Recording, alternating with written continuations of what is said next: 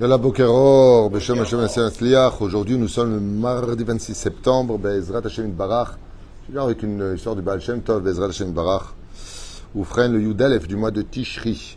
Shiur acheté ce matin par Daniel Attal pour un bon anniversaire à son frère Eric Eliaou Attal.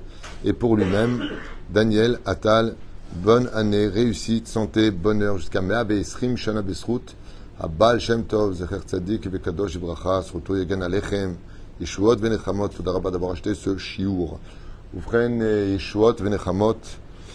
Yom Houledet, aujourd'hui c'est comme Rosh Hashanah, on est rejugé le jour de son propre anniversaire, avait expliqué le Rabbi. Et Bémet, c'est un jour d'introspection pour prendre de meilleures décisions, car chaque anniversaire d'un côté s'exprime avec Mazel Tov, mais il te rapproche aussi de la vieillesse. Et donc, regarde comment tu as évolué jusqu'à maintenant pour devenir meilleur. Les Atid Lavo. D'un côté, de prendre sur soi des mesures de sagesse, puisque plus on prend de l'âge et plus le Yetzerara vieillit aussi avec nous. Donc, c'est une occasion extraordinaire, Bezrat Hashem, de créer et de faire son anniversaire. La question, c'est qu'est-ce qu'on dit à 120 ans à celui qui le fait? Bonne journée. Ok. Maintenant, c'est pas le cas. Admavesrim Shana. Bracha Batzlacha pour Eric Eliaou Attal de la part de son frère Daniel. On commence tout de suite notre étude en pensant fortement une grande refouach tema pour tout le mal d'Israël qu'on a déjà cité, et l'Unishmat Kol Mete Israël, bien sûr, une grande réussite pour vous tous. Et on va étudier ensemble, je ne sais pas de quoi ça parle. Le titre c'est Leman Tam Galal Even, Me'al Be'er Ma'im Ba'avuro Lo Timna Ma'im. Donc c'est quelqu'un,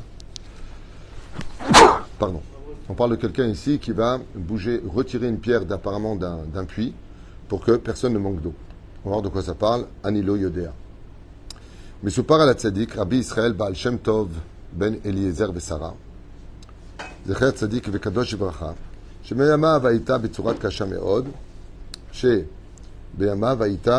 קשה מאוד, והשמיים לא נתנו את גשמיהם, qui passait une époque extrêmement difficile de batzoret, pas de famine, de sécheresse, pour lequel il n'y avait vraiment pas d'eau. היהודים בראותם את רוע הגזרה, comme c'est marqué dans Masechet Ta'anit, qu'est-ce qu'ont fait les habitants et les villageois et les gens de la ville de Medzibouch? Ils se sont réunis dans les synagogues pour prier à Kadosh Baruch Hu de tout leur cœur que vite descende de la pluie, car les moissons n'auraient pas rendez-vous avec le fait de pouvoir se nourrir toute l'année. Et donc ils pensaient surtout à leurs enfants, au fait qui arrivait, et tout le monde était désemparé de voir que, surtout en Russie, la pluie ne tombait pas. Comme si que quelqu'un avait fermé les robinets en haut.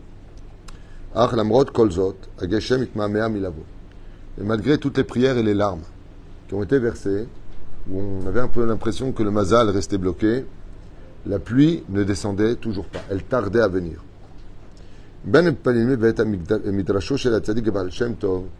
Dans cette Beth Knesset à Medzibouch de la synagogue du Baal Shem Tov, Ahmad Yehudi Pachout. Se tenait là-bas un juif très simple. Ni un érudit, forcément, ni une personne avec des relations spéciales, ni une personne qui avait fait des actes spécialement héroïques. Shecha likro et psuke Kriyat Shema bifri. Et quand il est arrivé au Kriyat Shema, dans la synagogue, il s'est mis à pleurer à un des passages du Shema Israël. Vene igia alo et apasuk. Et là-bas, dans le Kriyat Shema, on dit que si on ne fait pas la Torah et les mitzvot, eh bien, Akadosh Baruch Hu mettra un frein dans le ciel où les pluies ne descendront pas. Vous savez que la pluie est vitale, on en a besoin. Velo yematar, il n'y aura pas donc de geshamim de pluie. Igbialo et kolo bifri chazak. Quand il est arrivé à ce verset-là, ce juif très simple s'est mis à pleurer grandement à la synagogue, mis ses deux mains sur sa tête, il s'est mis à pleurer. Velo yematar, il n'y aura pas de pluie. C'est bien. Vera zepele. Et tout le monde a vu quelque chose de merveilleux. Mi adlacha miken echilou laredet kshamim veracha. Et tout de suite après cela, pas comme avec Ronia Mahagel, que quand il s'est mis, la Gemara nous raconte là-bas, dans le cercle, Ta'anit, il a fait un cercle, il a dit, je ne sortirai du cercle que quand tu feras descendre de la pluie. Et il a fait tomber une pluie terriblement dure, qui aurait cassé toutes les moissons. Il a dit non, pas de cette pluie-là. Alors il a fait tomber un tiftouf comme ça, comme de la rosée. Il lui a dit non, pas cette pluie-là. Gishme beracha, une pluie de bénédiction. D'ailleurs, j'ai une question à vous poser comme ça. Quand est-ce qu'on sait que la pluie, elle est de bénédiction ou pas? Hormis le fait de l'intensité de la pluie qui pourrait noyer et envahir. On rappelle le mec qui est parti une fois en vacances à Venise, il a dit, j'ai pas kiffé, tout était inondé. Mais dans le tachlès des choses, quand est-ce qu'on sait qu'une pluie, elle est bénédicte ou pas? Une des façons de savoir, c'est quand elle tombe. Quand c'est vendredi soir, et ben c'est le bracha. C'est la nuit. Il manque un jour. C'est la Mishnah qui s'avait fait, c'est Hatchouva.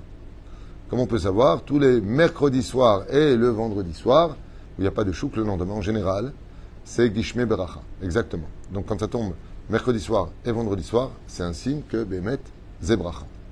Fait meurtre. Oufren, lui, il s'est mis à pleurer. Un cœur déchiré. Il s'est tenu la tête dans ses mains. Et au moment où il s'est mis tellement fort à pleurer, Velo Yematar, il n'y aura pas de pluie, tout de suite, sous les yeux de tous, alors que le ciel était bleu, la pluie est tombée, Birke Beracha. Gishme Beracha, ça veut dire des pluies de bénédiction. Des pluies qui sont comme un arrosoir, qui sont venues arroser tous les champs des habitants. Nigash al Baal Shem Tov. Le Baal Shem Tov, ayant vu ça, s'est levé vers lui. El Oto Ish Vesha'al Oto. De grâce, qui es-tu, il lui a dit. S'il te plaît, dis-moi, qui es-tu? Galelila bevakasha elu kavanot yichudim kavanat baal amirat apasuk va'atzarta et hashamayim. Qu'est-ce qu'a dit le Baal Shem Tov? Il dit apparemment, ça doit être un tzaddik nistar qui connaît le secret des yichudim, des noms de Dieu qu'il faut avoir dans les intentions du Kirat Shema quand tu dis Nachon va'atzar et hashamayim velo yematar. Il a dit Betar connaît le nom de l'ange qui dirige pour avoir fait un tel miracle. Oto aish eshiv lo betmimut. כשאמרתי את המילים ועצר את השמיים, כוונתי לקדוש ברוך הוא שיעצור, יסחט את העננים. Il lui a dit, je ne sais pas de quoi vous me parlez, je ne connais pas les noms de personne. Je suis quelqu'un de très simple, je connais les prières, mais je ne connais pas les kavanot. Alors le Baal Shem Tov, il lui a dit, alors quelle intention tu as eue quand tu as dit ça?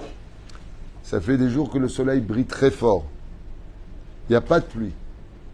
Tu éclates en larmes, au moment où tes larmes tombent, la pluie tombe. Alors, à quoi tu as pensé? Il lui a dit rien du tout. J'ai simplement demandé à Akadosh Baruch Hu, comme je ne suis pas très intelligent, s'il pouvait prendre les nuages, les amener au-dessus du pays, et l'isrototam comme une éponge. C'est tout ce que j'ai pensé. J'ai dit, allez papa, regarde, tu prends les nuages, tu les amènes au-dessus, parce qu'on n'a pas de pluie, et tu les essors. Voilà ce que j'ai demandé à Hachem. Au moment où j'ai dit ça, et que j'ai éclaté en larmes, parce que la sécheresse est terrible, voilà ce que j'ai demandé à Kadosh Baruch Hu. Ischot et ananim. Hachelo tisher ba'em tipat ma'im. Jusqu'à ce qu'il ne reste plus une seule goutte dedans. Qui akol Hachem yorid lemata al yoshvaret. Afin que toute la pluie nécessaire tombe sur le sol, à l'image d'une éponge imbibée d'eau que l'on va presser. Le Baal Shem Tov s'est ému énormément de ce qu'il venait d'entendre. Son visage s'est rempli d'admiration. Effectivement, ce que l'on lit dans la Gemara de Sanhedrin, entre autres, le Créateur du monde vraiment ne demande qu'une chose avant toute chose. C'est sûr que c'est important d'étudier la Torah à un très haut niveau, de connaître les Yichudim, d'avoir les Kavanot. Mais il dit, regardez, là, vous avez, toute la synagogue était pleine. Tout le monde était ému de voir une pluie qui tombait, mamash, avec exactement le ketsev qu'il fallait, le rythme adéquat pour les moissons. Et il a dit, vous avez un exemple. Qu'est-ce que voit Kadosh Baruch Hu? Une personne sincère. La sincérité de la prière. La sincérité d'une relation entre un fils et un père. Avant un fils et un père qui s'aiment, pas comme aujourd'hui. Ahamana Ali Babae. Akadosh Baruch Hu rotze et alev. Akadosh Baruch Hu veut les sentiments chez la Adam, de tout homme. Les Ema Shechashuv Bene Hashem. Et on voit que ça passe avant les Yichudim. Pourquoi lui dit ça, lui, le Baal Shem Tov? Il dit que un cœur pur qui parle avec Hashem, avec sincérité, ça vaut plus qu'une personne qui fait les Yichudim. D'où il le sait? De lui-même.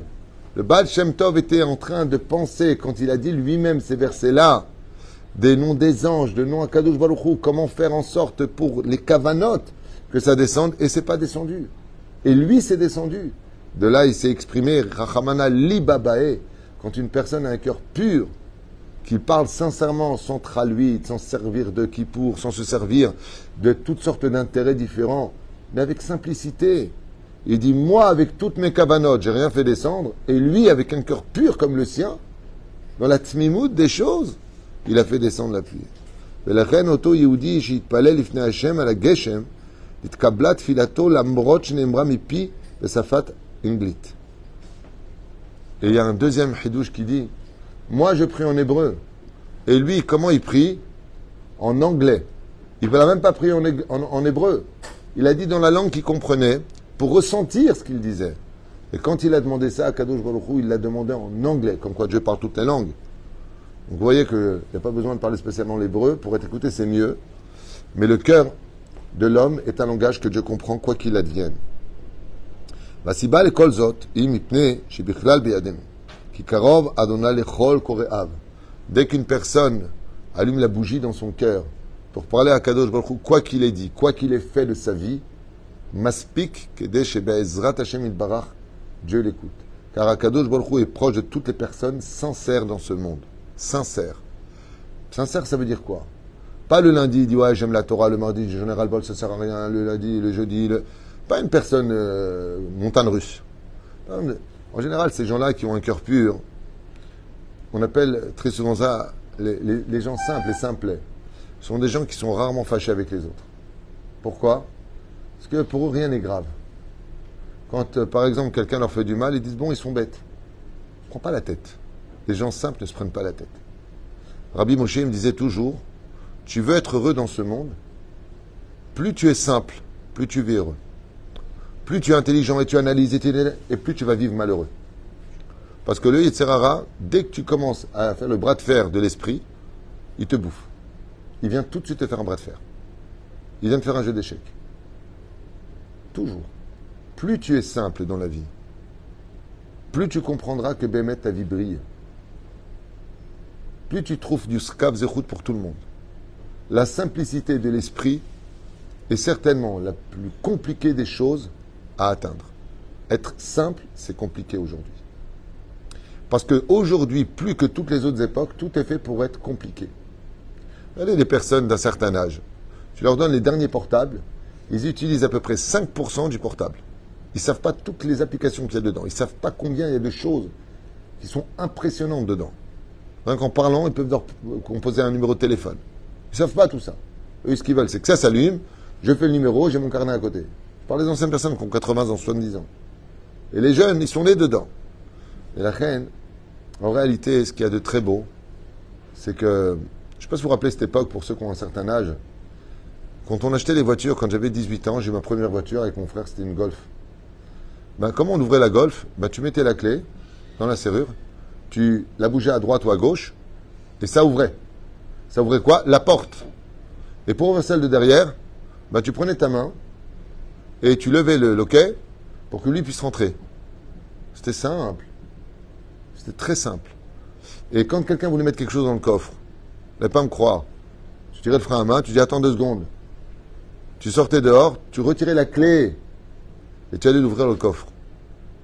C'était simple. Et on dit attends, je vais t'aider. Parce que comme tu étais sorti de la voiture, bah, tu étais à côté de lui. Donc tu l'aidais. La simplicité a créé beaucoup de relationnel. Qu'on le veuille ou pas. Je me rappelle, pour descendre les vitres, on avait la manivelle. Une manivelle pour descendre des vitres. C'est fou, hein? Mais ce qu'il y avait de bien, c'est que la manivelle pour descendre des vitres, quand la voiture tombait dans un fossé où il y avait de l'eau, ben, il n'y avait pas de problème d'ouvrir la vitre. Avec les systèmes modernes, tu peux mourir noyé. C'est pas forcément parce que c'est moderne que ça te donne plus d'air pour vivre. On était simple à l'époque. On avait un ballon, on était heureux. On avait un skateboard, on était heureux. On avait une petite balançoire pour 10, on était heureux. On faisait la queue. On attendait. La complexité du modernisme a créé l'individualisme et l'égocentrisme. Qu'on le veuille ou pas, ça ne nous a pas forcément rendu service. Alors c'est vrai que c'est plus sympa, mais combien de couples aujourd'hui ne se parlent plus à cause du modernisme, du portable? On préfère passer notre temps avec des émissions que d'émettre des émissions à l'autre. On est devenu complètement addict. Ce sont ceux qui créent les sites qui dirigent nos pensées, nos vies. On n'est même plus libre de penser. Ce qui fait qu'aujourd'hui, d'être quelqu'un de simple, même Dieu, on le juge. Je t'ai rien demandé. Shem Ishma Uvirachem. Vezema Shomer Abal Shem Tov. Vous ne pouvez pas tomber mieux à le lendemain de Kippour. Parce que Kippour, je ne sais pas si vous avez remarqué, mais c'est une fête dans la simplicité. C'est une fête où tu viens habillé comme un ange blanc. On te dit tout ce que tu dois dire et tu le dis avec simplicité et tu es pardonné. On va rentrer dans la Souka, Shabbat de cette année nouvelle, 5784. Et la Souka, ça représente une chose. Laquelle? La simplicité. Une Souka, il n'y a pas de riche, il n'y a pas de pauvre. Il n'y a pas de grand, il n'y a pas de petit. Il n'y a pas de titre. Une Souka, c'est une Souka. Ce qu'il faut que c'est au cachère. Elle doit être cachère dans les mêmes conditions que tu sois riche ou pas. Que tu sois hacham ou pas. Que tu sois intelligent ou pas. Plus tu es simple, et plus tu es grand aux yeux d'Hachem. ולכן, הסיבה לכל זאת היא מפני שכלל בידינו. קרוב אדוני לכל קוראיו. לכל אשר יקראו הוא באמת. Pourquoi? Synonyme de simplicité, homme de vérité. Les gens simples, les gens simples sont des gens de vérité. ולכן עתה בעומדנו בחג הסוכות, תחילתנו של החורף, נתפלל מעומק ליבנו שהקדוש ברוך הוא ייתן לנו שנה מבורכת במים וגשמים. Et c'est avec ça que le Baal Shem Tov a fini, en disant, Bezrat Hashem, qu'il souhaitait, puisque ça s'est passé dans cette période-là, le lendemain de la fête de Kippour, que Bezrat Hashem Yitbarach, que chacun aujourd'hui prenne l'arme la plus phénoménale pour faire bouger le ciel, c'est demander la Géoula, demander la pluie, demander la bénédiction à Hashem, avec un cœur simple. Il n'y a pas besoin d'être un Gaon en Torah. Chaque juif, dans sa simplicité, peut faire trembler le ciel et demander une bonne parnassa et demander tout ce qu'il désire à l'image d'un anniversaire où Béhémet, c'est comme son Rosh Hashanah, où il peut bénir tout le monde dans la simplicité et lui-même obtenir un âge supplémentaire pour une vie simple. Et la vie simple, je vous le dis encore une fois, c'est ce qu'il y a de plus compliqué au monde aujourd'hui. Avec toutes les situations, la nervosité, les émotions qui sont au rendez-vous, l'extrême sensibilité de chacun de nous, c'est pas facile d'être quelqu'un de humble. C'est pas facile d'être quelqu'un de simple. C'est pas facile d'être quelqu'un de kadosh. Et pour y arriver, il faut se travailler. Laisse les vagues s'écraser sur le rivage au lieu de constamment lutter contre elles à en boire des tasses salées. Bezrat Hashem. Chez Gvar Niske Kulan, où il dit Leit Palel, vous savez qu'on va dire le jour de Simchat Torah, pour la prière de Moussaf, Mashiv Aruach Mourid Ageshem. Et comment ça se passe? Ça se passe toujours le jour de Simchat Torah. Pour nous en Israël, toujours à Simchat Torah. Pourquoi Simchat Torah? Parce qu'il y a un synonyme de simplicité, c'est que celui qui est simple, c'est certain qu'il est heureux. Simchat Torah, c'est le jour de joie où on danse avec la Torah. Et ce jour-là, il faut faire prendre d'une grande intégrité et d'une grande simplicité. Comme quoi que Bezrat Hashem, si vous avez le bonheur de rencontrer des gens simples, des gens intègres, des gens vrais, prenez toujours une bénédiction d'eux, parce qu'ils n'ont pas besoin ni du jour de l'anniversaire, ni Rosh Hashanah, ni Kippour. Il n'y a aucune fête pour vous bénir, parce que pour eux, c'est tous les jours la fête. Baruch Adonai Leolam. Amen et Amen.